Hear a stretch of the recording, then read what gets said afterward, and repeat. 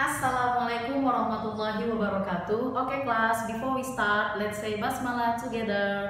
Bismillahirrahmanirrahim. Baik, pada pembelajaran kita pagi ini kalian sudah memasuki bab 3 yang berjudul penyesuaian diri makhluk hidup dengan lingkungannya. Miss Ella akan rangkumkan untuk kalian, silahkan disimak baik-baik ya, pelan-pelan ya. Semoga kalian bisa mengerti apa yang Miss Ella sampaikan.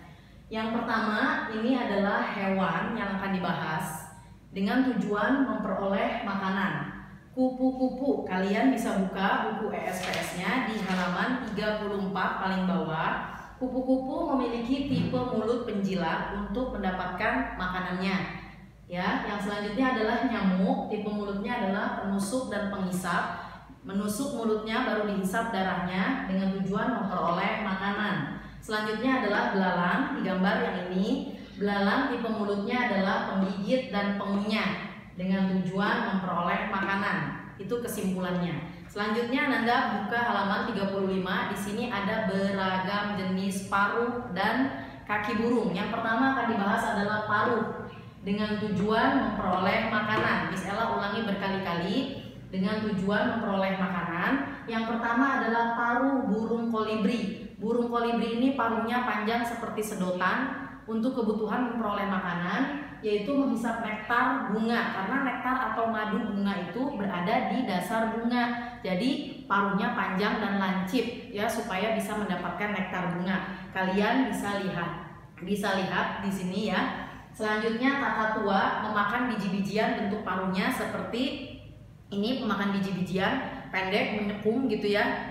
Selanjutnya adalah burung pelikan. Pelikan makannya ikan, dan burung bangau juga sama. Dia seperti ada kantung di bawah paruhnya, itu dengan tujuan kalau udah nangkap ikan, dia jepit dulu sebelum akhirnya dicerna oleh burung pelikan tersebut. Selanjutnya adalah burung elang, makannya daging, maka bentuk paruhnya yang populer adalah runcing, tajam dan pendek untuk mengoyak daging supaya mudah dia mencerna makanannya. Selanjutnya adalah burung pelatuk, itu adalah tipe mulutnya adalah penghisap serangga seperti ini ya, penghisap serangga. Serangganya dihisap, maka bentuk paruhnya adalah seperti ini, panjang dan lurus begitu ya. Oke, selanjutnya adalah bentuk paruhnya, paruh daripada burung-burung yang tadi dijelaskan itu ada di halaman 36. Ada di halaman 36. Yang pertama jenis kaki petengger. Di sini kaki petengger yaitu burung kakatua dan juga burung nuri. Ini contohnya ya. Kalian perhatikan ini di halaman 36, kakinya seperti ini untuk bertengger di dahan pohon ya. Selanjutnya adalah burung pelatuk, kakinya adalah kaki pemanjat. Yang mana kaki pemanjat? Di sini ya. Kalian bisa lihat kaki pemanjat itu ada 4 ya. Mirip dengan ayam tapi dia tidak ada tajinya ya, atau semacam pendek, kakinya pendek. Kalau ayam gitu itu namanya taji ya. Selanjutnya adalah ini sudah 2 kaki bertengger, kaki pemanjat. Ayam dan kalkun yaitu tipe kakinya adalah pengais. Nah, itu yang tadi barusan Miss Ella sampaikan, tipe pengais ya. Di sini bentuknya seperti ini, panjang ya, uncing kakinya, pendek begitu ya. Untuk ayam ada tajinya di belakang kakinya begitu ya, bisa disaksikan di sini. Selanjutnya bebek dan angsa, tipe kakinya adalah perenang karena memiliki selaput renang. Di sini ada penjelasannya, ini ada gambarnya, disimak di halaman 36. Kaki perenang memiliki selaput pada kaki yang berguna untuk berenang dan berjalan di lumpur. Nah, itu adalah macam-macam bentuk paruh dan kaki dari burung yang telah disebutkan. Anak-anak ini biasa keluar di soal ujian atau soal tes akhir kalian nanti. Jadi kalian harus hafal. Ini adalah pelajaran kelas 5 ya. Oke, selanjutnya adalah bentuk gigi. Bentuk gigi di sini ada di halaman 37. Yang pertama adalah gigi harimau, bisa saya simpulkan untuk kalian, yaitu bertaring tajam karena dia makanannya adalah daging. Bertaring tajam itu bentuk giginya. Soal itu nggak akan ribet-ribet. Kamu harus ngerti intinya saja, ya. Yang selanjutnya adalah hewan kuda dan segala macam hewan yang memakan tumbuhan atau herbivora. Itu ciri giginya adalah memiliki gigi seri dan gigi geraham yang kuat untuk mengunyah makanan seperti rumput. Di sini ada gambarnya. Di sini ada gambarnya. Oke. Selanjutnya adalah omnivora atau memakan segala jenis baik tumbuhan maupun daging. Maka ciri giginya adalah bentuk gigi seri, gigi geraham dan juga gigi taring berkembang baik semuanya. Tidak ada yang seperti harimau hanya gigi taringnya saja yang bentuknya bagus, selebihnya tidak berfungsi karena dia memang makanannya daging. Nah, kalau omnivora ini karena dia pemakan segala, maka semua giginya berkembang dengan baik karena dia memakan segala. Contohnya adalah monyet dan kerang. Oke. Selanjutnya adalah di sini masih penyesuaian diri hewan. Yang pertama tadi untuk memperoleh makanan, ya. Lalu yang kedua ini sudah kita masuk ke untuk mempertahankan diri dari lingkungannya. Yang pertama ada kamuflase atau penyamaran. Contoh hewannya adalah bunglon. Di sini ada bedanya nanti kamuflase dengan mimikri. Berdasarkan halaman 37 merupakan hewan untuk menyamarkan dari pemangsa, tapi dia bersembunyi supaya tidak dikenali mangsanya dengan tujuan selamat dari hewan yang ingin memangsa atau memakannya. Ini contohnya, ini gambarnya, ini keterangannya. Oke, yang selanjutnya adalah mimikri. Nah, mimikri ini sama, hampir mirip dengan kamuflase. Bahkan ada beberapa buku yang mengatakan mimikri itu kamuflase. Tapi di sini diperjelas lagi, mimikri artinya suatu jenis makhluk hidup meniru bentuk fisik atau perilaku jenis makhluk hidup lainnya. Jadi dia bukan hanya menyamar, menyesuaikan warna. Kalau kamuflase kan begitu, menyesuaikan warna seperti bunglon. Bunglon hinggap di bebatuan maka warnanya gelap seperti bebatuan. Hinggap di daun maka warnanya seperti daun terang berwarna hijau. Nah, kalau ini meniru perilaku jenis makhluk hidup lainnya. Ini contohnya ulat. Ulat itu supaya kelihatan seram, begitu supaya pemangsanya takut, maka dia seperti ular. Tuh, lihat keterangannya. Ulat yang bermimikri menyerupai ular untuk melindungi diri dari pemangsa, nakut-nakutin pemangsanya.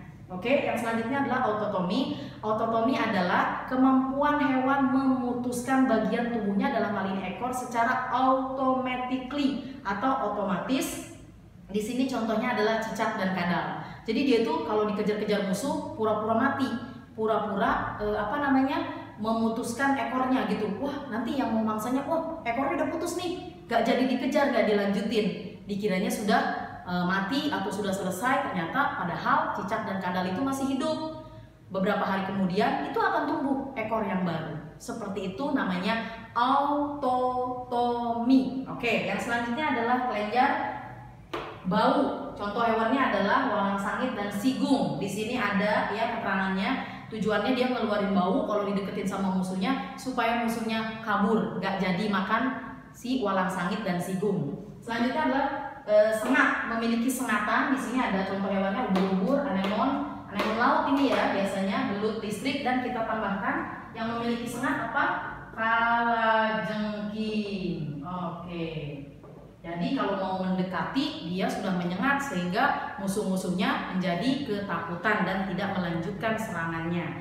Selanjutnya di sini contoh ya, Ella garis ke sini tanda panah karena papan tulisnya sudah nggak muat. Yang nomor 6 adalah sesuai di sini adalah berpura-pura mati ya. Berpura-pura mati. Berpura-pura mati. Contoh hewannya adalah ya walang sangit akan mengorbankan. Di sini ya keterangannya, di sini beberapa hewan seperti kumbang badak.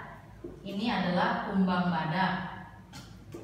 Kumbang badak. Dia akan berpura-pura mati. Wah, ada musuh nih, pura-pura mati deh. Oh, nanti musuhnya kabur, nggak jadi memangsa, nggak jadi makan.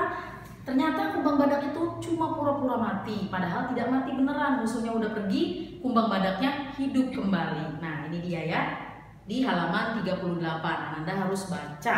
Selanjutnya adalah misalnya di sini sudah tidak muat papan tulisnya, misalnya akan langsung menjelaskan ke halaman 39, penyesuaian hewan terhadap kondisi ekstrim. Nah, kalau ini pertama untuk memperoleh makanan sudah dijelaskan. Yang kedua hewan untuk mempertahankan diri. Yang ketiga untuk menyesuaikan dengan kondisi ekstrim. Di sini ada penguin ya. Kalian buka halaman 39. Cara menyesuaikannya adalah menyimpan cadangan lemak yang tebal di bawah kulitnya supaya ada rasa hangat. Jadi dia walaupun tinggal di daerah dingin, daerah kutub, dia tidak kedinginan. Ini adalah caranya.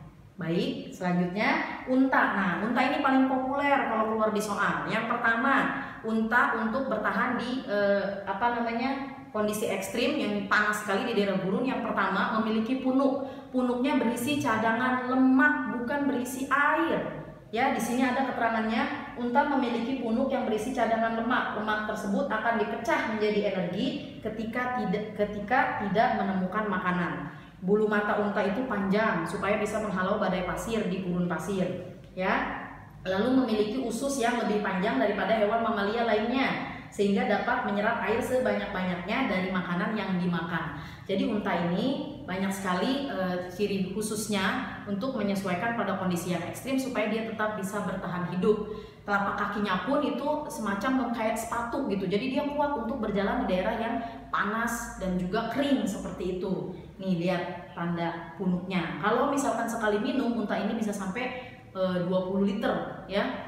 Terus kalau misalkan udah mau habis, di sini cadangan lemaknya itu biasanya agak mengkerut gitu ya, agak keriput, agak mulai berkurang. Berarti cadangan lemaknya nanti ketika dia bertemu makanan yang baru, dia akan makan sebanyak-banyaknya untuk nanti dalam waktu yang lama dia kuat tidak makan dalam waktu yang lama. Kalau manusia nggak bisa seperti itu, harus teratur. Kalau seperti unta nanti bisa sakit mah. Oke, baik. Di sini halaman 40 nanti ada latihannya. Misalnya akan melanjutkan ke penyesuaian tumbuhan terhadap lingkungannya. Terima kasih. Assalamualaikum.